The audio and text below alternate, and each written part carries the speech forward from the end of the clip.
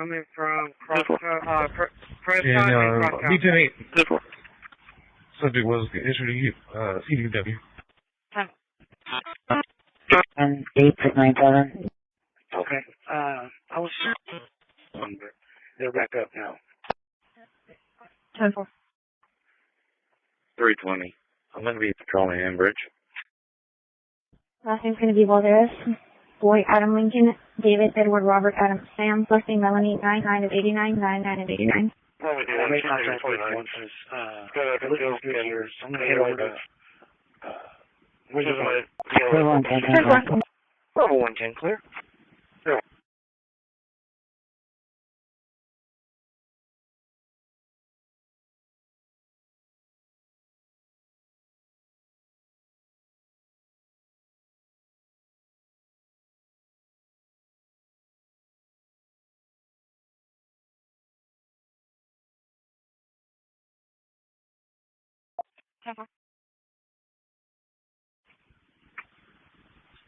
Probably D1, she's negative 29. Got a concealed and gun license. She's in the DL corpus, she's clear. 4910 traffic.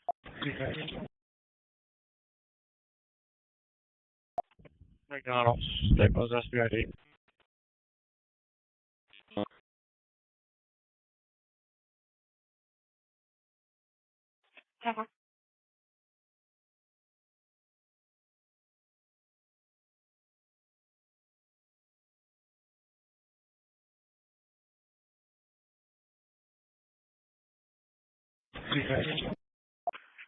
Sorry.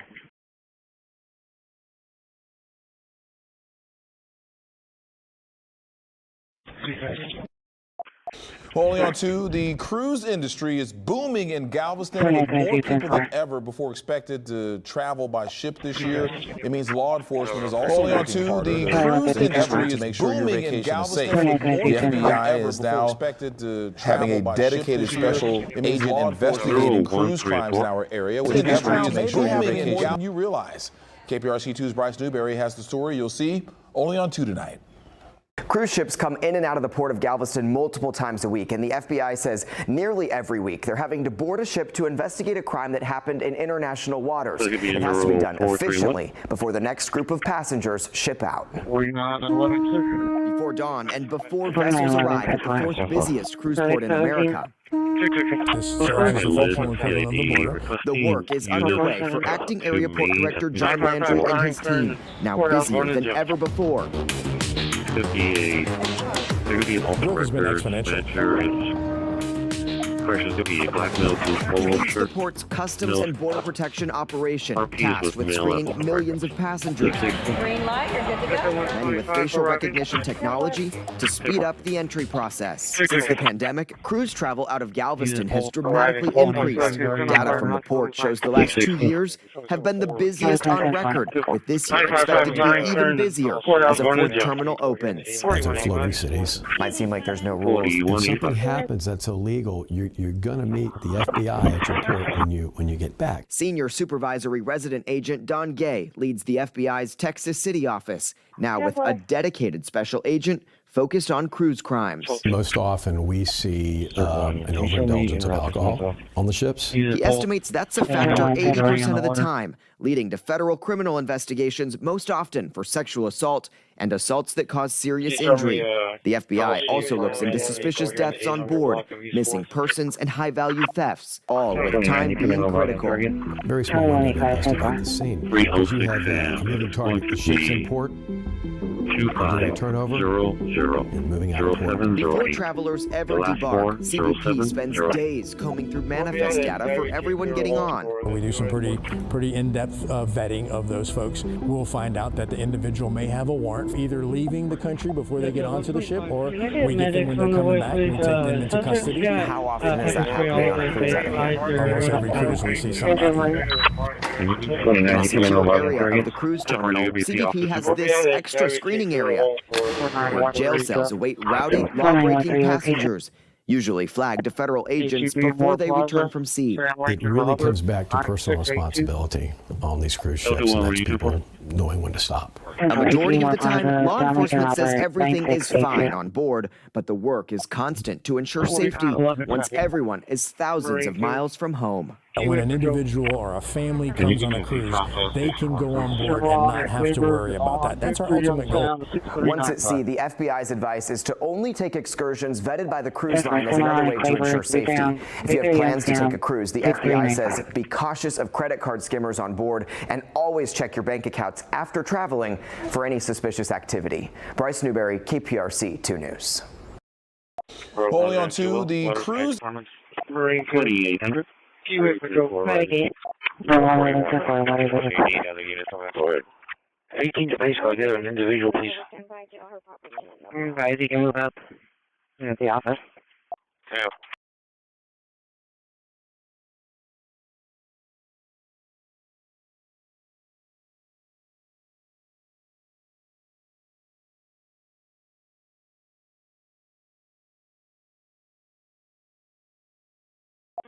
Highway 90, I'm ready. 334, Roger. Highway 90, 141, 151. Do you need other units on that? Go ahead. 18 to base, I'll get an individual, please. 4910 last 4 and I'll declare. No, we're good. They're just going to do us a 320. I'm going to be patrolling Kiewit. 4910 last 4, 8705, 8705.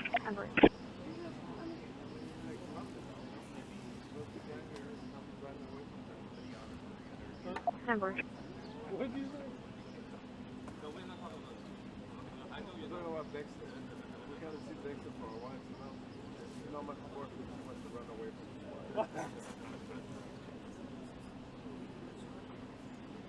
$320. I'm going to be patrolling Kiewit. Number.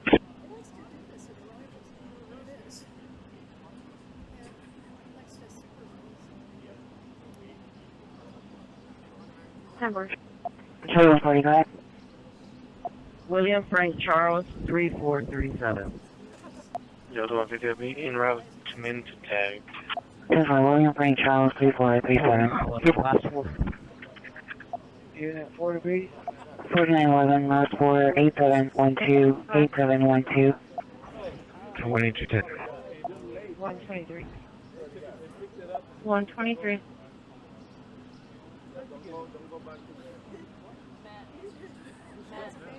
I'm clear from training and I'll be back en route downtown. 1000 block of Redmond, Frank King, 804. If you're with us, we got 4913 last 4, 8709, 8709. 46, show me Redmond, Windsor Park. 123. 123. Enduro 1, we're Robin. What are the comments on the call?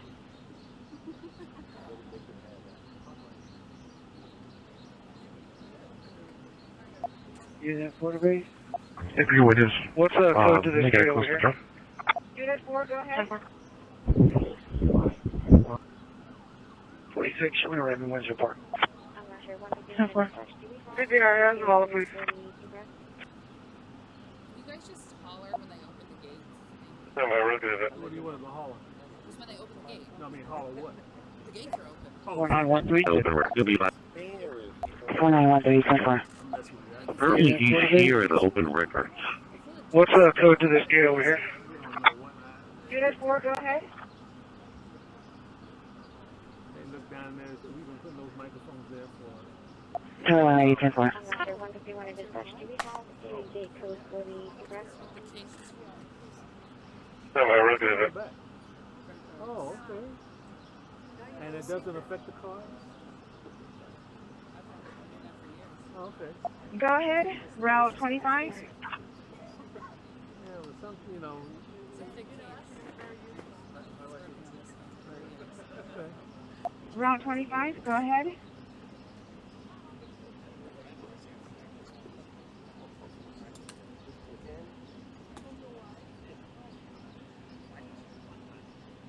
Reach out to 810-8. Who's calling for an individual? Charlie 185, 10-4.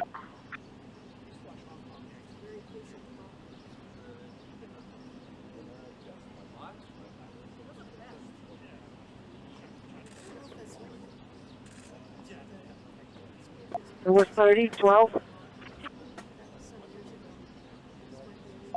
Delta 130, 10-4. Who's calling for an individual? The Euro unit here at Victory on Sam 6136. 491 location. Over ATV Mall Plaza, Victory on Sam 6136. Return 1045. 4950 traffic. 664. It was 30, 12. 5400 Weber on a New York plate, Lincoln John Young, 347. When you clear, go by ranges past PD for complainant or lobby. Trinity is Google Class.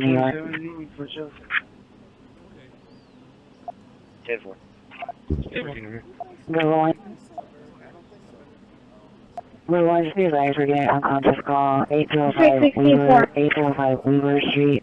For 88-year-old female is conscious and breathing. Raising to her side is hurting her. Turn around.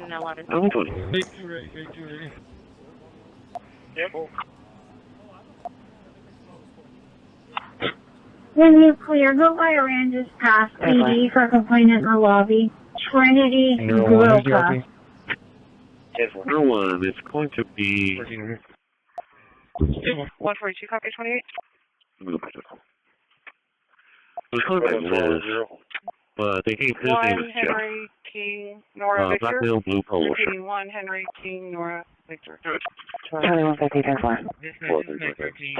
You catch it, Angel Life. Those are their same clearing quarters. Team Lincoln Robert, 2166. Team Lincoln Robert, 2166. To Aurora, got a 475 Euclid, Pink Church. It's going to be... Apple 0, 700 Charles Henry. 0, coming out of... 1045 and 1 Henry King, Nora Victor. Repeating 1 Henry King, Nora Victor. 4327. Dispatch, this is Nick 13. You catch it, Angel Life. Are you feeling after one of dispatch? 13. 7200 Barrel, we do have a X-ray 9108. Human Negative 29, skating back to 2002, working forward. 6, expiration September 25. Hey, John. To Aurora, got a 475 Euclid, Pink Church is confirmed. It's going to be Texas 080448595. That's Piero coming out of Corpus. I'm sorry, out of Flower Mound. Apple 21, Frank. Frank, 1047.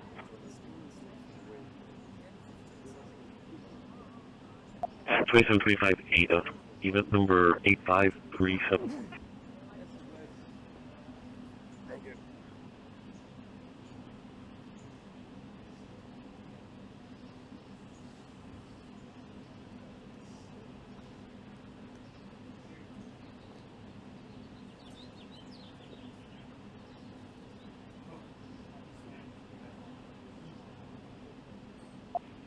Call last for 8728. 8728. Out of 1 10 clear. Losing control with the center bar 82.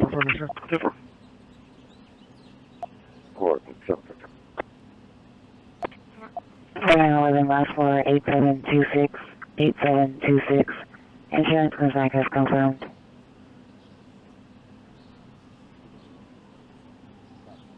Four 913, 10-4. 613.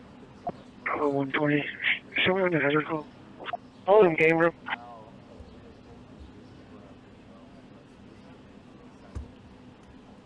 Four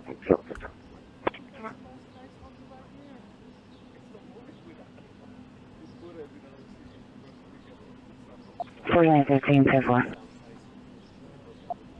Mr. Newcomb, I call. 10-4. 132. 613. Holding game rescue 3, difficulty breathing, 710 South Concola, energy 3013, call for medical line rescue 3, difficulty breathing, 710 South Concola, ESC 3313, 15, 400, 13 no 130 location.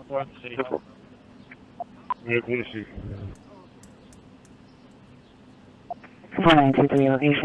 Dispatch 23. Go ahead.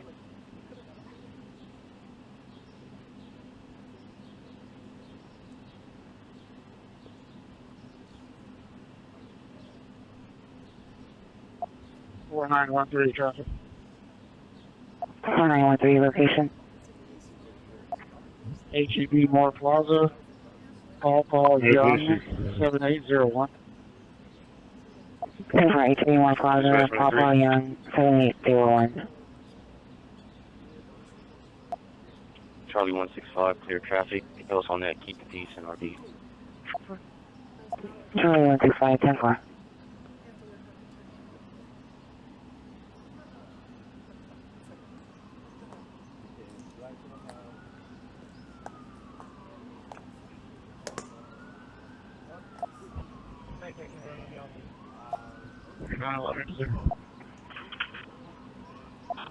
We're 911, 10-4.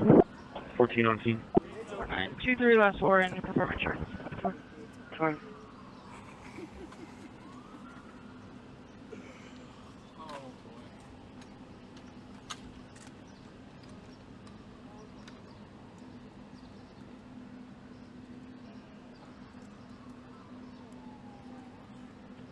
912, 10-4. 4922 traffic.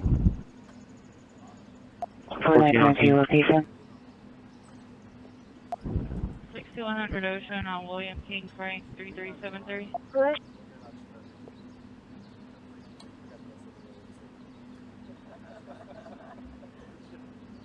Show me clear, junior high, en route to HQ. 4915 location. 5400 Weber, Sam Tom, 5807. 5400 Weber, Sam Tom, 5807. 628. 4910 traffic. 4910 location. 915 is transit for an individual. No, that's good. Charles Kingstown, 2581. 10-8 from this location. Show me clear, junior high, en route to HQ. 4913 last 4. Big Fury, Route 2 base individual, please. 628. Also, the Army Stockton, Jeopard Stream. 915 is transit for an individual. 3323. Myself in 626 will be 10-8 from this location. Yes, sir. Can you build me a call at the impound lot 5485 Greenwood Drive? And can you assign me a Route 2 base individual, please. 1202 to 1206 on precinct?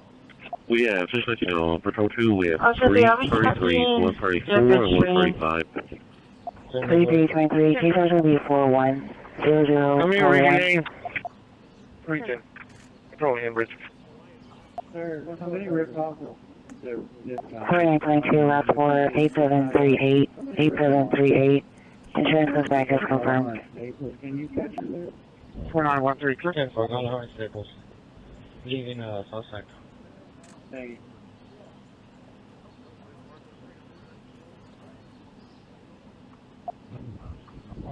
Region. Probably in Bridge. Come here, Ricky Lane.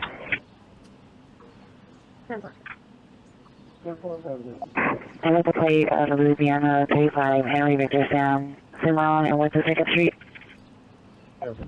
Louisiana, 352. Henry Victor Sam. It's going to be Ennis and Nile. Route 2 base.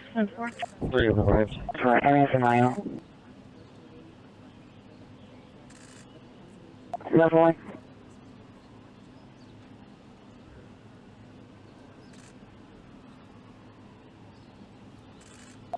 Another 130. Can you put a case number on the call?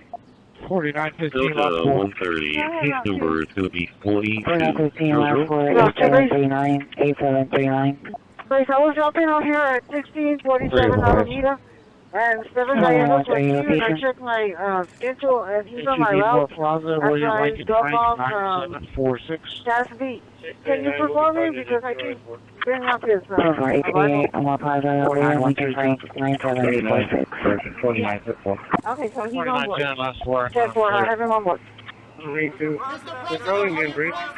4910 last 4, 8740. 8740. 3911 traffic. 4911 location. Major 1, right there. Somewhere on the Clayburg on Mary John Paul. 9062. Airport 1, Cleveland, Flight Jump Ball, 9062. Engine 6 for pickup, 4802, transport, Music 404, call for engine 6, turn pickup, 4826, turn 50 West Circle. 482. ASC 1404, sorry, dispatch 75. Engine 1, beat today and route to Red Star. 4923 location. Engine 1. 100 Ocean. Victor Nora Victor 8642. 05, I'll be clear. 305 clear.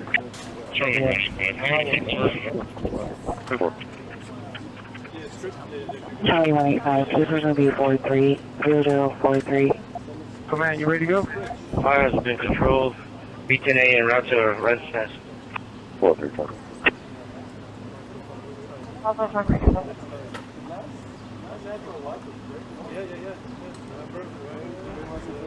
05, I'll be clear.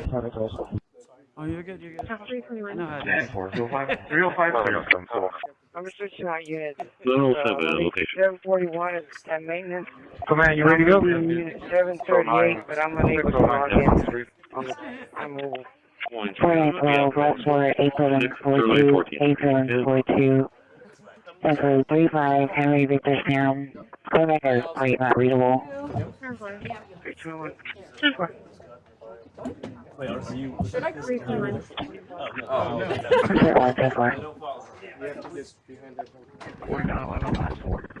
Hey Jeff, do you see any of our correspondents back there? Yeah, I'm switching out units. I'm only 741 at maintenance. And I'm working on unit 738, but I'm unable to log in. 4915, 4912, 3591 for you. 120, I'm going to be out in middle school. 4912, last floor is 8742, 8742. The year is 2020.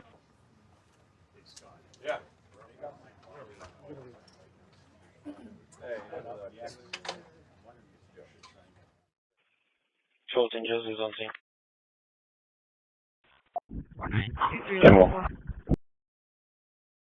1923, last floor, 8747, 8747. 4911, last floor. 4911, last floor.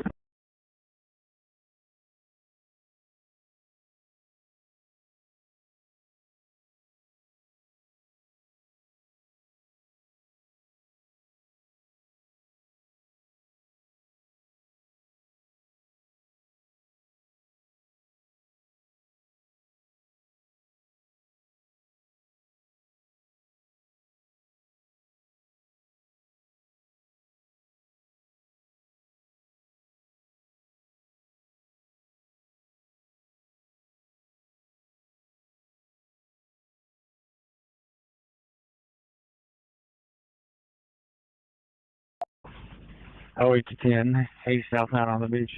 Hey, who's 31, man? Day 2, day 1.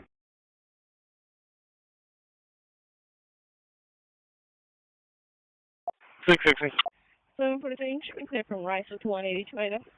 10 for case number 2025-05-0034, repeating 2025-05-0034. 869, access for northbound at 552, Paul Nora, Oh, 8 to 10. Hey, southbound on the beach. 100 Ocean, The jail mileage is 755, Charles, 90. Paul Nora, 443, 69 access road, and Federal 15. 6100 Ocean, 7677, Charles, 90. Clear from Rice with 180 Tomato. 4910 location. 660.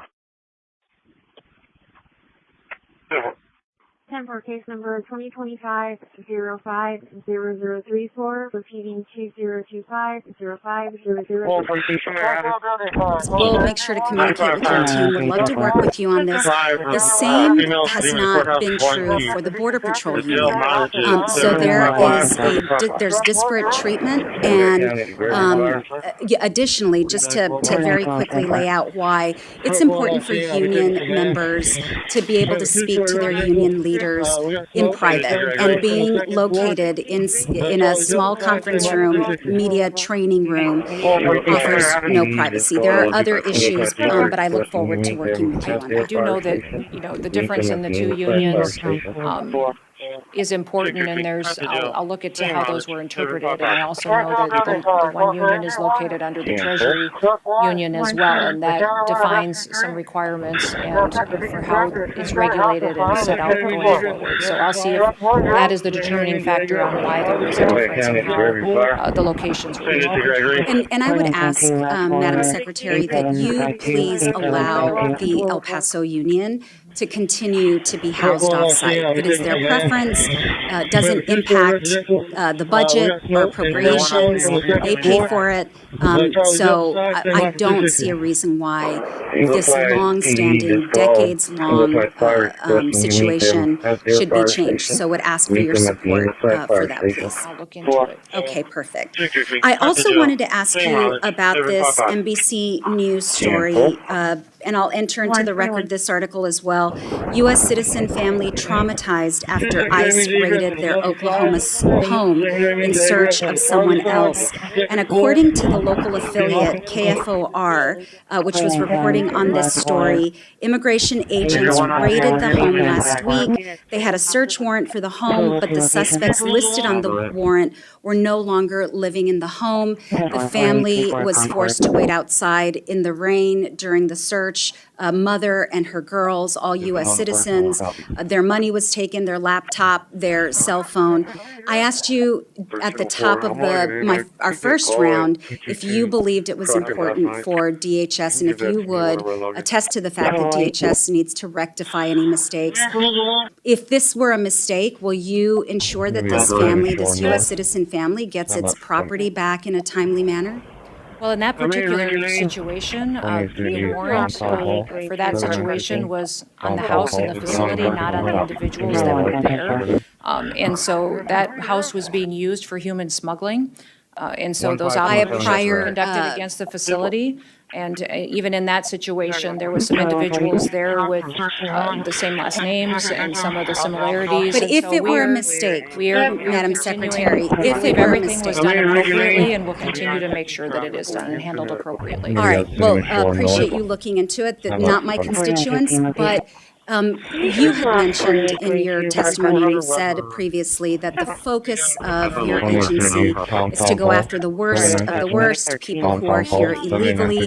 But we have seen reporting and spoken to individuals, we meaning Congress, that in fact there have been abuses on that front. People with legal protections have been deported. I laid out in the first round U.S. citizen children. I don't know, and I asked, and you said you'd get back to me about whether parents actually filled out the ICE forms that are normally used for those processes. U.S. citizen families with nothing to do with human trafficking, and now DHS employees as well, in my view, have been subjected to an abuse of power. And we all swore an oath to the Constitution. This is a democratic republic. Rule of law is important. Due process is important. And ultimately, that will be my North Star, not just in this hearing, but throughout everything that I work on as a member of Congress. I thank you, Madam Secretary, and Mr. Chairman, I yield back. I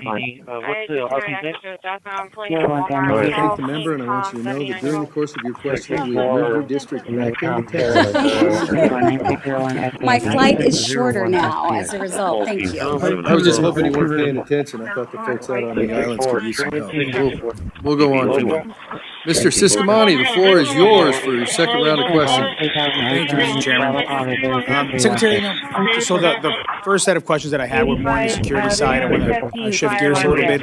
Matter of fact, I just guided a group of freshman members on the Republican side to the border in Arizona with the intention that they see the full picture of the border. We have obviously the security aspect that has been key essential to the conversation that we have trade and commerce at the border.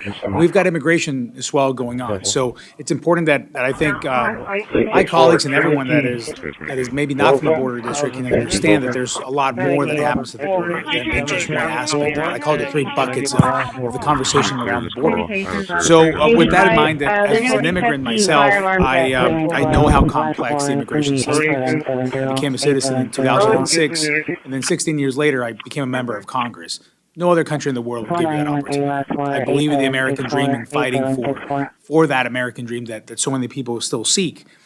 There's been much media attention again on the increase in deportations and removal of aliens, which I remain fully supportive of. That being said, I think we should also be highlighting and incentivizing those who are going through the process legally, and those that are seeking to come into the country through the legal channels, and make that process less burdensome in order to disincentivize the use of cartels and bad actors. In my family's experience, it took us 13 years from the moment we came to the U.S. to when we became U.S. citizens. There have to be some improvements around these guidelines. So can you speak on how your budget request will facilitate easier legal pathways for potential immigrants?